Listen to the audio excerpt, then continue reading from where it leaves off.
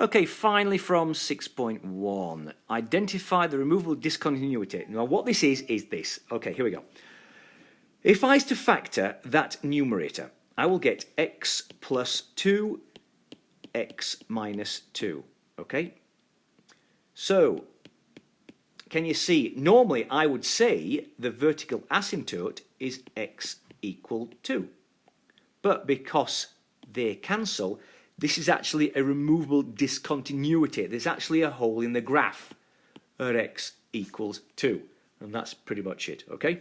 So there will be, if you were to graph this, it'd turn out to be, because actually that is all I'm graphing, x plus 2, okay? Because these have cancelled. If I graph x plus 2, in other words, a y-intercept of positive 2 with a slope of 1, I should do it like this. What's going to happen is there's going to be a hole in the graph at x equals 2, and that's the removable discontinuity. That's what that means. Okay, so let's take a look at this one. Now, this here, this question, it really is all about using technology. All I've done, watch this, is put it into Desmos. There it is.